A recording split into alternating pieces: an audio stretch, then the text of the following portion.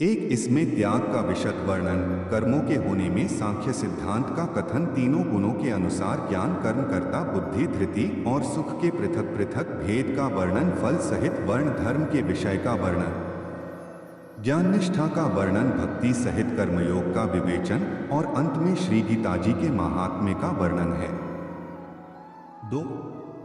दूसरा अध्याय सांख्य योग नाम से है।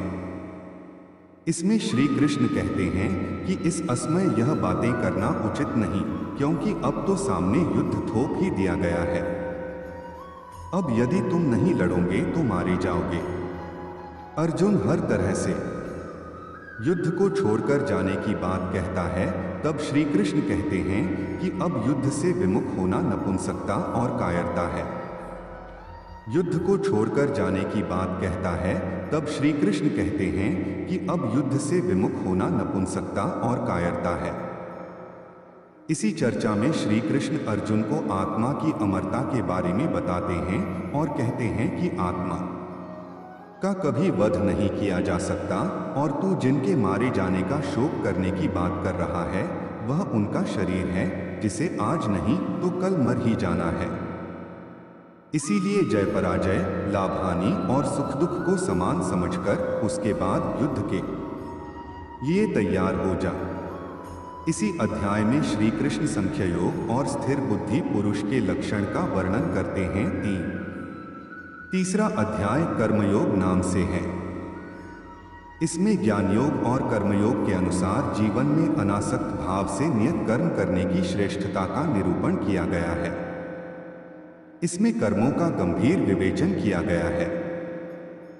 अज्ञानी और ज्ञानवान के लक्षण तथा रागद्वेष से रहित होकर कर्म करने के लिए प्रेरणा की बातें कही गई हैं। इस अध्याय में ही हिंदू धर्म के कर्म के सिद्धांत का निचोड़ लिखा हुआ है। इससे ही यह प्रकट होता है कि हिंदू धर्म कर्मवादी धर्म है, भाग्यवादी नहीं। श्री कृष्ण कहते हैं कि वास्तव में संपूर्ण कर्म सब प्रकार से प्रकृति के गुणों द्वारा किए जाते हैं, जो कि कार्य और कारण की एक श्रृंखला है।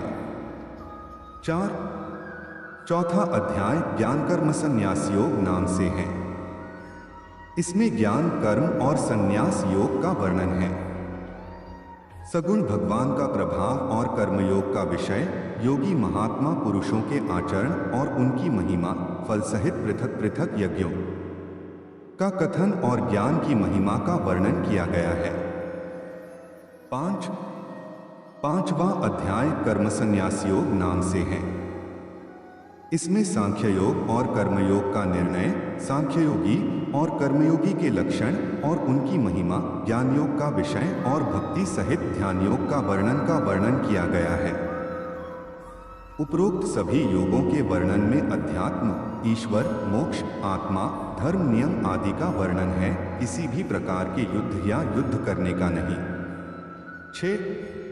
छठा अध्याय आत्मसंयम योग नाम से है। इसमें कर्मयोग का विषय और योगारूढ़ पुरुष के लक्षण, आत्मोद्धार के लिए प्रेरणा और भगवत प्राप्त पुरुष के लक्षण, विस्तार से ध्यान योग का वर्णन, मन के निग्रह का विषय, योगभ्रष्ट पुरुष की गति का विषय और ध्यान योगी की महिमा का वर्णन किया गया है। सातवां अध्याय ज्ञान विज्ञान योग नाम से है। इसमें विज्ञान सहित ज्ञान का विषय, संपूर्ण पदार्थों में कारण रूप से ईश्वर की व्यापकता का कथन, आसुरी स्वभाव वालों की निंदा और भगवत भक्तों की प्रशंसा, भगवान के प्रभाव और स्वरूप को न जानने वालों की निंदा और जानने वालों की महिमा का वर्णन किया गया है। आठवां अध्याय अक्षर ब्रह्म योग नाम से है। इसमें ब्रह्मा, अध्यात्म और कर्मादि के विषय में अर्जुन के साथ प्रश्न और श्री कृष्ण के द्वारा दिए गए उनके उत्तर है। भक्ति योग का विषय और शुक्ल एवं कृष्ण मार्ग के रहस्य का वर्णन है। नौवां अध्याय राजविद्या राजगुह्य योग नाम से है। इसमें प्रभाव सहित ज्ञान का विषय है। इसमें जगत का ईश्वर से संबंध और प्रकृति तत्वों की चर्चा है।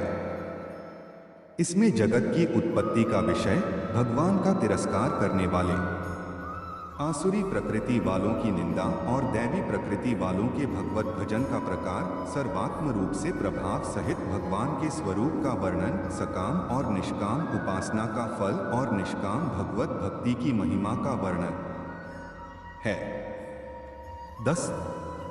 10वां अध्याय विभूति योग नाम से है। इसमें भगवान की विभूति और योग शक्ति का कथन तथा उनके जानने का फल और प्रभाव सहित भक्ति योग का कथन, अर्जुन द्वारा भगवान की स्तुति तथा विभूति और योग शक्ति को कहने के लिए प्रार्थना, भगवान द्वारा अपनी विभूतियों और योग शक्ति का वर्णन है। विभूति अर्थात सिद्धियां और शक्तियां। 11वां अध्याय विश्वरूप दर्शन योग नाम से है।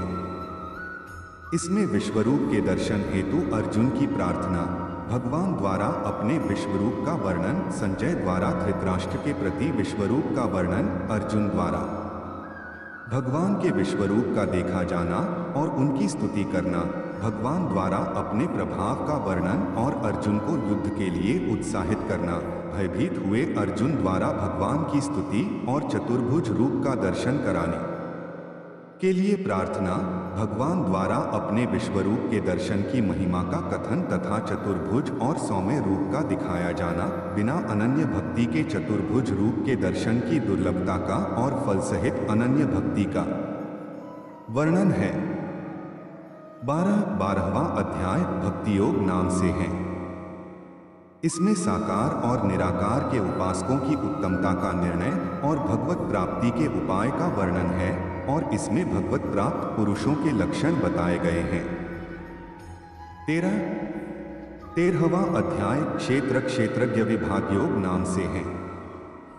इसमें ज्ञान सहित क्षेत्रज्ञ के विषय का वर्णन है और ज्ञान सहित प्रकृति पुरुष के विषय का विशद वर्णन किया गया है, अर्थात स्थिति, ज्ञान, आत्मा, परमात्मा और पंच तत्वों का रहस्यमय ज्ञान है। 14वां अध्याय गुणत्रय विभाग योग नाम से है।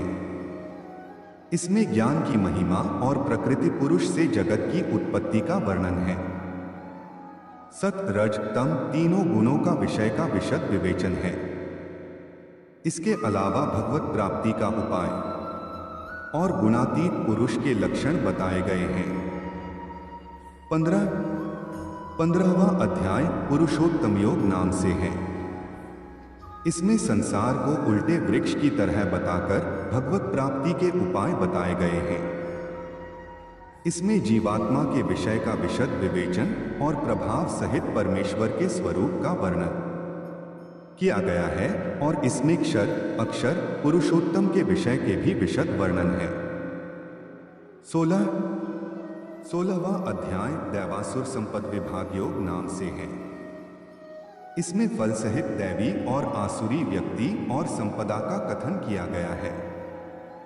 आसुरी संपदा वालों के लक्षण और उनकी अधोक्ति का वर्णन भी मिलेगा। इसके अलावा शास्त्र विपरीत आचरणों को त्यागने और शास्त्रानुकूल आचरणों के लिए प्रेरणा दी गई है। 17वां अध्याय श्रद्धात्रय विभाग योग नाम से है। इसमें श्रद्धा का और शास्त्र विपरीत घोर तप करने वालों के विषय का वर्णन है। इसमें आहार, यज्ञ, तप और दान के पृथक पृथक भेद बताए गए हैं। इसके अलावा तत्सत के प्रयोग की व्याख्या की गई है। 18वां अध्याय मोक्ष संन्यास योग नाम से है। इसमें त्याग का विशद वर्णन, कर्मों के होने में सांख्य सिद्धांत का कथन, तीनों गुणों के अनुसार धृति और सुख के पृथक पृथक भेद का वर्णन, फल सहित वर्ण धर्म के विषय हैं। आज का वीडियो इतना ही तक। 18वां अध्याय फुल सुनने के लिए अगला वीडियो का इंतजार करें। चैनल पर नए हैं तो चैनल को सब्सक्राइब करें, वीडियो को लाइक करें, शेयर करें।